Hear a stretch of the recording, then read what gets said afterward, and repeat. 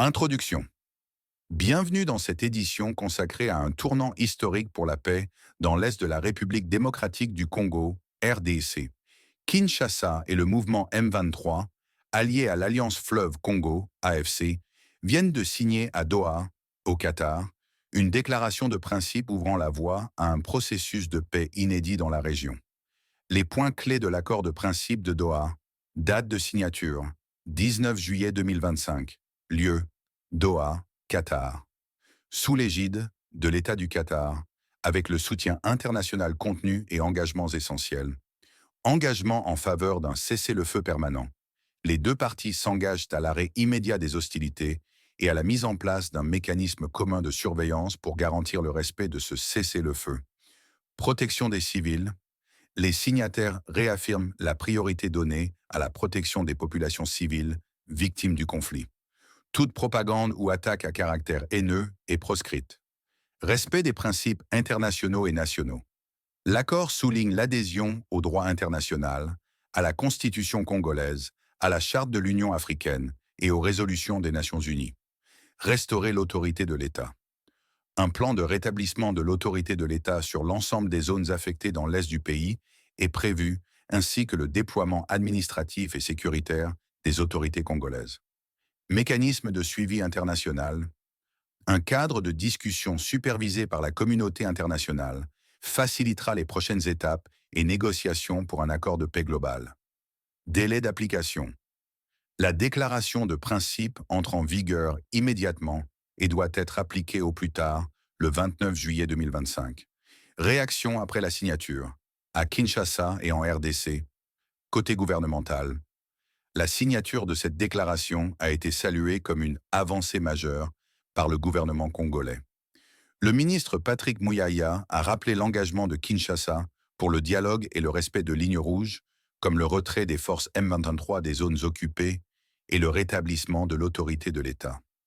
Parmi l'opposition et la société civile, les réactions sont plus nuancées. Certains saluent l'accord, d'autres restent sceptiques sur la réelle volonté d'application du cessez-le-feu et la question du retour des déplacés ou de la justice pour les victimes.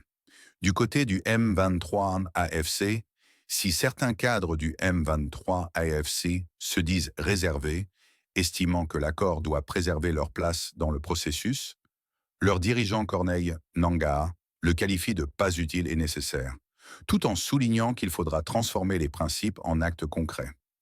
Réaction internationale.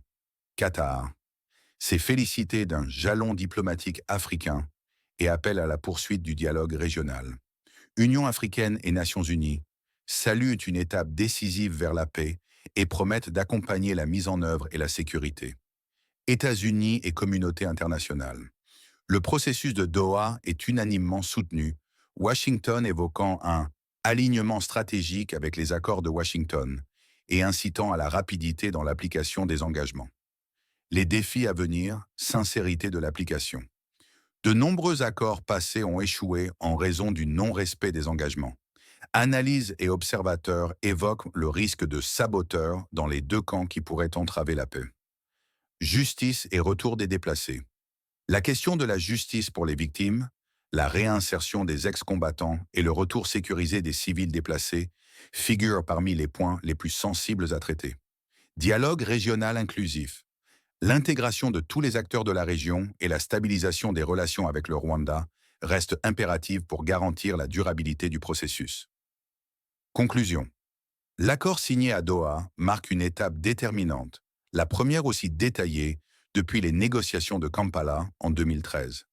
La paix n'est pourtant pas encore acquise, et la transformation des promesses en actions tangibles sera scrutée de près par le peuple congolais, les acteurs régionaux et la communauté internationale. L'attente est immense pour les millions d'habitants de l'Est du Congo, dont la vie reste suspendue au respect de ses engagements historiques